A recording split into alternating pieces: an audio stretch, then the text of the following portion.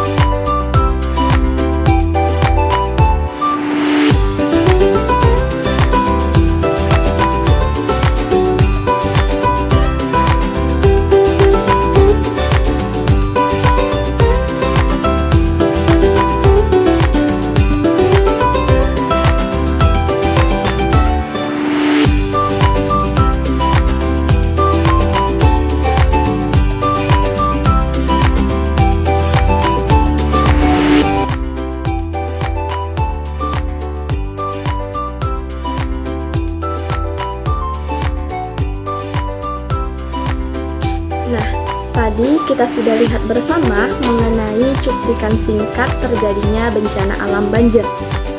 Setelah melihat video tersebut, apakah teman-teman sekarang sudah mengetahui apa itu bencana alam banjir? Apa saja sih penyebab terjadinya bencana alam banjir? Bagaimana bentuk penanggulangannya? Apa saja bentuk upaya mitigasinya? Apakah kita sudah siap ketika menghadapi bencana alam banjir? Mari kita bahas satu persatu. Banjir merupakan peristiwa bencana alam yang terjadi ketika aliran air yang berlebihan merendam daratan. Banjir ini bisa disebabkan oleh dua faktor, yaitu ada faktor alam dan faktor manusianya. Faktor alam terjadinya bencana banjir yang pertama yaitu curah hujan yang sangat tinggi.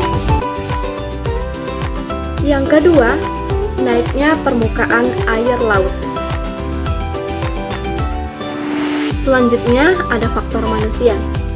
Nah, faktor manusia ini merupakan faktor terbesar yang menjadi penyebab terjadinya bencana alam banjir. Yang pertama, adanya pembabakan liar. Nah, pembabakan liar ini dapat berakibat menurunnya daerah resapan air. Yang kedua, yaitu tingginya aktivitas pembangunan di sekitar aliran sungai. Yang ketiga, yaitu adanya budaya buang sampah sembarangan. Sepertinya, masyarakat Indonesia ini kurang peduli terhadap kebersihan lingkungan. Padahal, apabila membuang sampah sembarangan dapat membuat aliran air mampet dan air sungai meluap. Akibatnya terjadinya lah bencana alam banjir. Minggu siang ketinggian air mencapai 30 cm. Selain luapan Kali Angke, banjir yang melanda kawasan ini juga terjadi karena air pasang laut, air meluap, dan celah tanggul yang bocor. Banjir yang melanda sejak Jumat lalu hingga Sabtu kemarin membuat aktivitas di sebagian wilayah ibu kota lumpuh. Banjir bandang di 6 desa Kecamatan Cicurug, Kabupaten Sukabumi terekam video amatir warga. Dalam video, luapan sungai yang deras menerjang pemukiman. 3 warga hilang akibat banjir ini. Banjir juga menyeret sejumlah kendaraan yang melintasi jembatan dan terparkir di pinggir jalan. Hujan yang turun sejak Senin siang hingga Senin malam membuat sungai banjir. Banjir setinggi 4 meter merendam ratusan rumah warga di 2 desa, yakni Desa Dawas dan Desa Tanjung Dalam, Kecamatan Keluang, Musi, Banyuasin, Sumatera Selatan. Banjir disebabkan tingginya curah hujan dan meluapnya Sungai Dawas. Debit air banjir yang datang secara tiba-tiba ini mencapai 4 meter. Petugas gabungan segera mengevakuasi warga yang berada di dalam rumah mereka yang terendam banjir. Kita sudah menyaksikan bersama ada 3 berita banjir yang terjadi di 3 daerah berbeda yang ada di Indonesia. Nah, hal ini menunjukkan bahwa Indonesia merupakan salah satu negara yang termasuk ke dalam kawasan yang rawan terhadap Jika ditinjau dari karakteristik geografis dan biologinya, wilayah Indonesia ini memiliki 5.590 sungai induk dan 600 diantaranya berpotensi terjadinya bencana alam banjir. Dari 3 video berita banjir tadi juga dijelaskan bahwa rata-rata penyebab dari terjadinya banjir yaitu diantaranya curah hujan yang tinggi, rusaknya tanggul, dan meluapnya air dari aliran sungai atau kali. Oleh karena itu, masyarakat Indonesia harus tahu bagaimana desain mitigasi bencana alam yang tepat, khususnya bencana alam banjir. Karena Indonesia sendiri termasuk ke dalam wilayah yang rawan akan terjadinya bencana alam banjir. Yang pertama, menjaga lingkungan sekitar. Jangan jadikan sungai dan selokan menjadi tempat pembuangan sampah.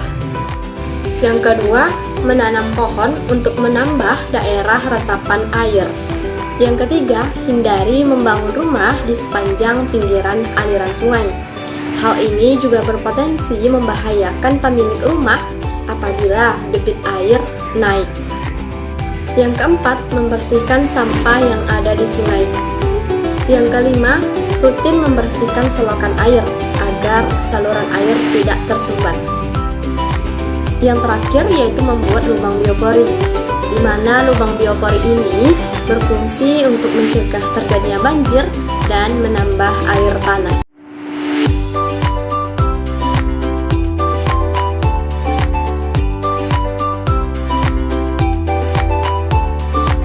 Di sini saya akan menjelaskan bagaimana sih caranya membuat lubang biopori yang mudah kita lakukan di rumah dengan bahan seadanya. Nonton. Di sini saya akan menjelaskan apa sih itu lubang biopori. Lubang biopori adalah lubang silindris yang dibuat secara vertikal ke dalam tanah sebagai metode resapan air yang ditujukan untuk mengantisipasi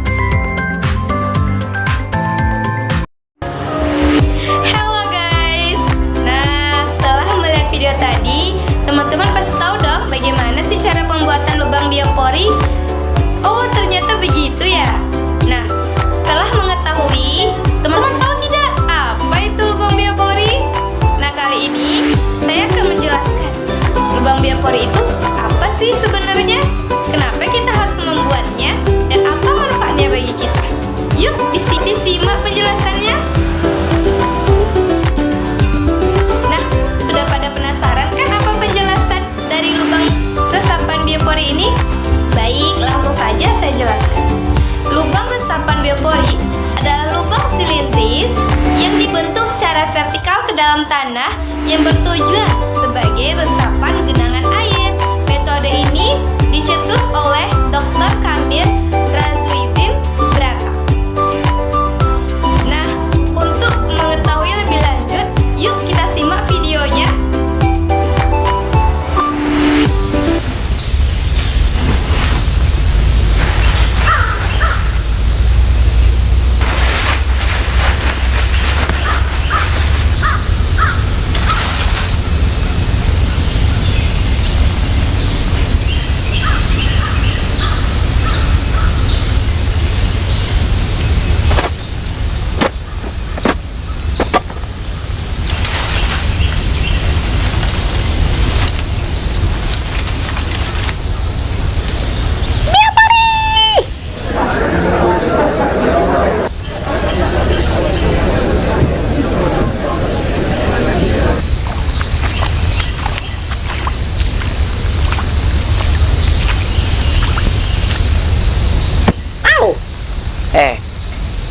Lo kenapa? Hah?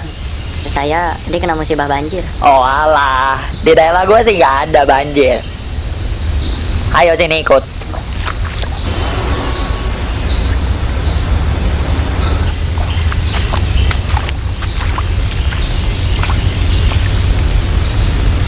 Itu apa? Oh.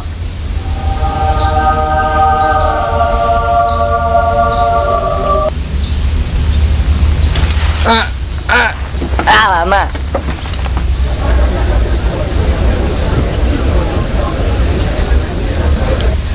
Biopor itu dibikin sama manusia. Dalamnya tuh 80-100 cm. Nah, diameternya 10 cm. Nah, fungsinya itu buat ngeresap air sama nyuburin tanaman. Biasanya dalamnya diisi sama sampah organik sama bahan kompos. Gitu. Kayaknya percuma deh. Itu kan lubangnya kecil, airnya aja banyak. Hah, nyantai aja kan. Nanti juga lubangnya ngegedein diri. Dan gue harap sih banyak orang yang sadar dan peduli sama lingkungan.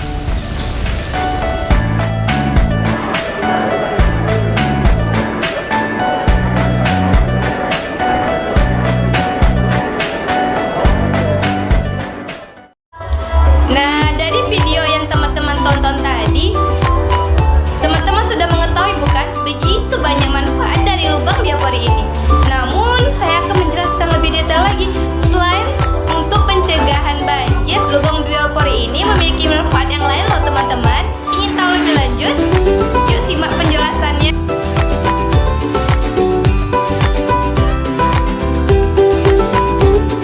Manfaat lubang biopori. A. Mencegah banjir.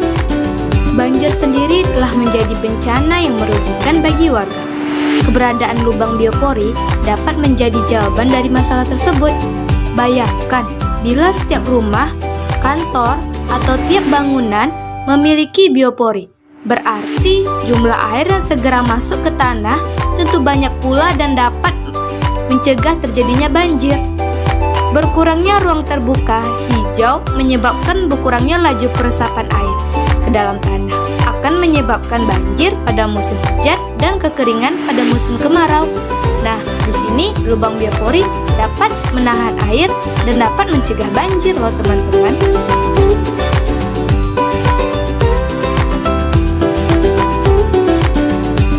B. Tempat pembuangan sampah organik. Banyaknya sampah yang bertumpuk juga telah menjadi masalah tersendiri di kota-kota besar. Nah, dalam hal ini, kita dapat pula membantu mengurangi masalah ini dengan memisahkan sampah rumah tangga kita menjadi sampah organik dan non-organik loh teman-teman. Untuk sampah organik dapat kita buang dalam lubang biopori ini.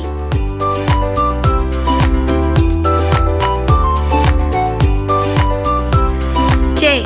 Menyuburkan tanaman. Sampah organik yang kita buang di lubang biopori merupakan makanan untuk organisme yang ada di dalam tanah loh teman-teman. Contohnya saja seperti cacing. Cacing merupakan organisme yang dapat membuat sampah menjadi kompos, yang mana dapat menjadi pupuk bagi tanaman di sekitarnya sehingga tanamannya dapat tumbuh subur.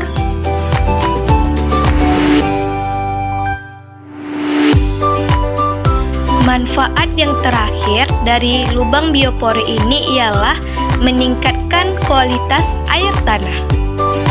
Organisme dalam tanah mampu membuat sampah menjadi mineral yang kemudian dapat larut dalam air.